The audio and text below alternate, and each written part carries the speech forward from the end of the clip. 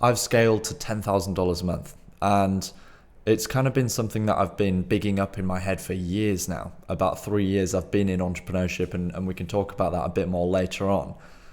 But it was very much different from what I had in mind, and the path that I initially thought would likely be the case. I can't fail.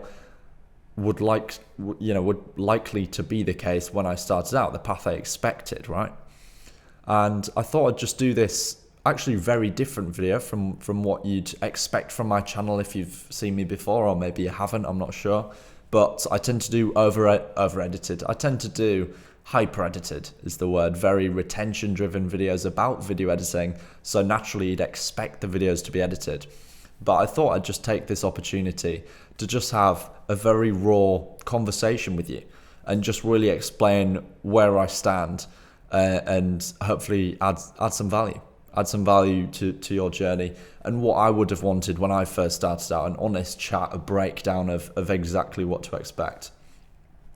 So I started out initially in a completely different area of business. And that's something that I'm sure I'll touch on a lot, as it's definitely been my experience, has been pivoting to different areas of enjoyment, of my strength, and really not being too locked into one business model. Because you see a lot of the guys, and you see a lot of the guys who have a prominent personal brand, and it almost seems easy to them. And I think that's what I'm trying to get away from with my personal brand. I want to be very honest and very raw, and say that actually, these are my struggles. I've struggled with productivity. I've struggled with knowing the right path. It's very hard to have clarity, and it's only been after a lot of thinking and pondering and trying lots of different things as well that I've managed to scale to $10,000. And then at that point, $10,000 a month, sorry. Then at that point, the world opens up, and you can see the people, hold on, how is this guy making $100,000? How is this guy making $1 million? And it unlocks a different level, a different realm that maybe it's harder to comprehend before that point, before that big milestone, that big milestone, that everyone bigs up. So I started off in digital marketing. I started off actually from a very uninspiring after school club. I say after school club. It was mandatory, so you had to pick a club on one day, and I picked Build a Business Club. The intention with that club was to start a business.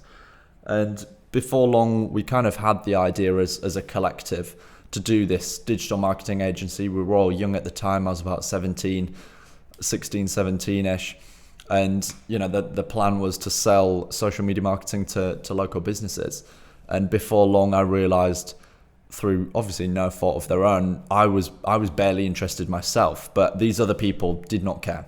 They, to keep a group of 16 people, 16 students, school kids, tell them to build a business, recipe for disaster. So I recognized that, and I thought, I'll just do it myself. I'm the only one here who cares. I'll just do it myself. I'm not making money for other people, for people to not do anything, you know what I mean? So I quickly kind of got to work building what I pictured to be a digital marketing agency. First client, completely wrong. I charged about, trying to run the numbers in my head, do the conversion. It was £37, which is $45, $50, $60 or something like that. Not a lot of money for making social media posts, posting them, doing the marketing and the Instagram growth side of things. Excuse me. So I quickly realized that mistake and thought, hold on, that's not a lot of money. And when you're young, it's hard to see that kind of money flowing around. I was speaking to a friend the other day on a podcast, and you just don't see that kind of money when you're younger. £37, that is a lot of money to me. That's a jumper. Who's spending that in business? It was hard to comprehend. People are dropping thousands of pounds, hundreds of thousands on whatever to do with their business. You just don't see it. So first mistake was undercharging. I guess I severely undervalued what I could do, just because inexperience. I just didn't know. And after that, I kind of scaled that side hustle, that passion that I had in marketing to a solid income each month. I would firstly find clients through different methods, like getting in the newspaper, for example, doing networking, meeting people, and of course social media as well. And before long I thought there needs to be some sort of system here to find me clients. And ultimately I stumbled upon value first outreach, which was just a case of giving a company or giving a person something for free, and in response to that they'll normally like the free thing that you've given them and choose to hire you if your service is related to the free thing. So the thing that I was giving away was free graphic design, right? Because you've got to picture me making these social media posts for local businesses and businesses across the UK actually. You picture me sat making these on Photoshop and Canva or whatever I was using at the time. And I thought, this is the only thing I've got. This is what I can give out for free. So I started running Facebook lead ads, and that got me a big long list of businesses that, you know, were potential clients, who I then went onto their website, because in the lead form I asked them to enter their website, clicked onto their website, looked at the branding, made them social media posts. So I'd spend hours working through these lists and creating social media posts for these businesses just based on their website. And 1 out of 20 of them would like it and would choose to pay me afterwards. And I increased my prices, thank the Lord, to £250 or, you know, $300-ish a month. Still very low, still undercharging. But, you know, again, in my head, that was the biggest money I could see, the biggest money I could think of that I thought I could achieve, that seemed achievable, right? So that was that kind of level. But ultimately I stumbled up, I kind of got a hang of marketing. I used the same value first for a few different clients. It panned out very well for them. But again, it was just making other people money, and I didn't have the business experience to negotiate equity or anything like that. So I was making local businesses hundreds of thousands of pounds or dollars. And ultimately that, you know, out the window. And that's the other thing. I think knowing your strengths, knowing your value is something that I learned. And after that, I kind of, I guess it kind of stopped dead in its tracks, because I really just lost passion. I lost the motivation to kind of pursue that. It just wasn't interesting to me. It was like working a factory job, you know, create the social media post, and I wasn't charging enough to really outsource, and not charging as much was kind of my USP. So it served its purpose to get me to point B. But beyond that, I knew it wasn't really the vehicle for me. And after that, I just kind of followed my creative instincts, and I thought, you know what, I'm going to start a YouTube channel. I was very interested in all things finance at the time.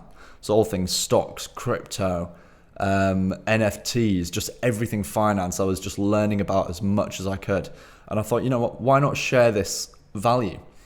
Share this information, not from a place of authority, but from a place of documenting, you know, what I was learning and sharing things that I found interesting, and working on projects and documentaries and things. And I started a crap little YouTube channel. And ultimately that turned into discovering my passion for video editing. Spend hours dialed in on video editing and creating videos and working on this project and scripting a video and then editing it and thinking how the two correlate and what I can do to create a better edit in the script. And I just got deep into video editing, and I kind of picked that up quite fast. After a certain amount of time, my friend at the time sent me a post from a very big finance YouTuber in the space, and it said, I'm looking for a video editor. And I thought, you know, combine everything I've done so far. So I combined the value first outreach that I learned from marketing. I combined the passion for video editing and the real get up and go to want to get my foot in the door somewhere and do something with video editing, and turn the hobby into a passion, into a career, into a business. And so I did the value first method. I downloaded one of their existing YouTube videos, because you've got to understand as well, this was a large creator, and he'd put a post on his Instagram story saying about how he was looking for a video editor. So I instantly thought, He's going to be getting a lot of DMs. How am I going to stand out? So my mind snapped back to value first outreach, and I downloaded one of his videos, re-edited it better, and sent it across to him. It was probably very bad. I can't find the video. I tried to find it. I think Google Drive times out after a while. I'm not sure, but it was probably very bad. But ultimately, it was just the effort I was willing to put in up front that maybe shone across to them and made me seem like a good prospect for the role, to fulfill the role. And I started off just editing their second channel. So they DM'd me back and said, this is very good, maybe not very good because it probably wasn't, but we're interested, let's work together. And initially I was working on their second channel, then I got leveled up to their first channel, then I got leveled up to in person, and suddenly I found myself in a job. I kind of scaled it freelance beforehand. I guess you could class me as freelance, but I kind of scaled myself into a job, which was, I guess, never the intention, but it depends if you want to see things as transactional and see things as a stepping stone to get, to where you want to be. But ultimately, I moved across the country, away from my family and away from my friends and everything, and lived actually on site, I guess you could call it, at their studio, at their house. And yeah, I kind of built myself a 9-to-5 job with pursuing that passion. That's not to say that a 9-to-5 job is bad and, the matrix are out to attack you or anything. It's just a case of, personally, I know that that's not, I'll just hit the mic, but personally, I know that that's not my end goal. That might get me, 2 steps ahead on the chessboard or 2 steps closer to where I want to be, for example, but I know that that's not going to fulfill me. But that was kind of masked at the time. I didn't realize that it wasn't going to fulfill me and it wasn't going to fix that burning desire inside of me to be an entrepreneur, to really do something with, really stand out and really achieve something. I guess it's a status game, a lot of it. But after a while, I kind of found myself feeling a bit down and not really knowing why. And it was this kind of, again, it took me months to realize this, but it was kind of my inner self, inner being, whatever you want to call it, telling me, this has served its purpose. It's been fantastic. You've worked alongside your idols. That job was very fulfilling at the start. It was very good. I was passionate about it. Worked with some crazy people, met some crazy people, worked on some cool projects. But afterwards, just this kind of burning feeling. And I think it was the feeling of, you need to get out of here. This is, this is just one part of the journey. This isn't the end goal. And, excuse me. And that kind of springboarded me into action. I need to do something. And my productivity dropped off a cliff. And that was kind of the warning sign, it's time to get out of here. I respect some people, and this is something I haven't figured out yet. I respect a lot of people for having the discipline to be able to work on things that they're not fully passionate about. The only person I've heard speak of this before is Stephen Bartlett, and he said he just flat out can't do anything that he's not fully invested in, fully passionate about. And I found the exact same. And I think there's a big culture of grind it out, just do it, just stick to it, never quit, never give up. But sometimes it's not quitting. Sometimes it's just following the natural flow of things and finding what works for you. Everyone's different. If I started a HR business, I might have made $1 million. But, where would I be? Because that is boring for me personally, for my personality type, for what I enjoy, the creativity side of things. It's not for me. So I wouldn't ever want to deviate from what feels right for me, what is true for me, just for money, just for, the outcome. And I've really kind of let it naturally grow. And you could call it bringing emotion into business, which I guess isn't ever good. But ultimately, I think if you've, the other side of things is building the skills over time. If you just build the skills, you can be the architect and do whatever you want. Comes back to the marketing side of things. But so I took that, I left the 9-to-5 job, and I started working freelance again. And I started, finding other clients outside, similar level to that first client that I gained. And just working with more freedom and working on my time and different projects and being a freelance video editor. And that was cool for a little while. I got the freedom back. I had the more entrepreneurial spirit that I was missing in that 9-to-5 role. But again, just something was saying there must be something more. Like this can't be it.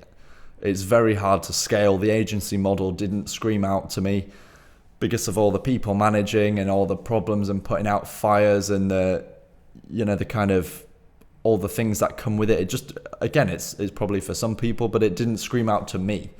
What I wanted to do was build personal brands, build my own personal brand. And that's exactly what I ended up doing. So I built my personal brand around something that I felt I had a lot of value to share and a lot of authority in, and that was video editing and content creation.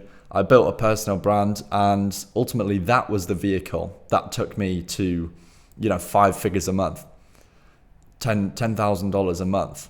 And without the other experience behind that, I feel like I would have been, where would I be? So it's all kind of been a journey up to one point. You can only connect the dots looking back. You can only say, oh, actually, the website that I built initially for the client, the marketing client that made hundreds of thousands, actually, those skills are coming into play now.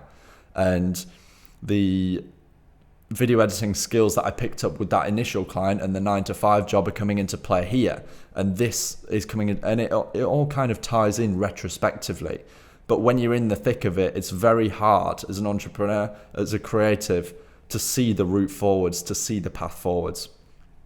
And I think that's the other side of things. It's hard to be very clear on exactly where you want to go, because so far my journey's been fluid, and I don't like to think I'm a victim of just kind of being shoved about and going wherever life takes me. But I think to a certain extent you have to follow your passions and you have to pursue what feels right for you. And you see a lot of it on social media of people. They start their first business, week 2, they strike it big and they're a millionaire. And I think there is outliers, of course, where that does happen, and it's fantastic. It's inspiring to see. But a lot of the time, it's just a case of struggling to find your way and find your path, and kind of dealing with it as it comes, and handling it as it comes, and not having that clarity. That's another thing that you miss out on not having that secure 9-to-5. And it's just about weighing up if that risk is for you, I guess, if that's your path. I think for people who are high performance, the worst thing high performance, kind of high aspiration, I think the worst thing you can do is be stuck within a job, because it doesn't allow you to be creative or pursue your interests or really flex your skills as much as they should be. I feel like all the skills I've built up now are firing on all cylinders, and I can really take my personal brand in whatever direction I want to go in, which is the beauty of it. Whereas before, yes, I could do that to a certain extent, but it didn't seem it didn't seem the right business model. So I've gone through 3 or 4, business models, business ideas to get to where I am now, to the point I am now, with lots of small ideas in between. Can do logo design, I can do this, lots of ideas that I've maybe executed to a certain extent and then abandoned. And it's just this trail of failures and sacrifice all the way up to, finding a business model that clicks, all your skills come into play, the stars align, and you can really scale it. And that's what I'm looking to do. I'm looking to build personal brands for other people, use myself as a case study, $0 to $10,000 in 100 days.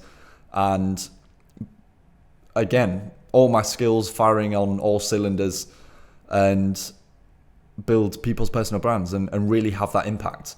If I can find experts in a certain field, could be any high growth market, and really offer their value to their market through my content skills, my editing skills, or marketing, distribution, building a digital product, whatever, then I think that's, for me personally, that would be very fulfilling, to get that value out there, to build those brands and really have this empire of of my work to show for it. I've got this personal brand, and then turn those digital assets into physical assets. I've got this property and really make the internet money into real money.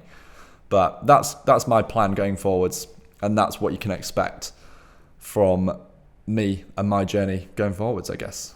If you've stuck it out for this long in the video, thank you very much. I really appreciate that you've managed to relate to what I've been saying, and that you've taken the time to hear me out and listen. So I really do appreciate that. And thank you for watching.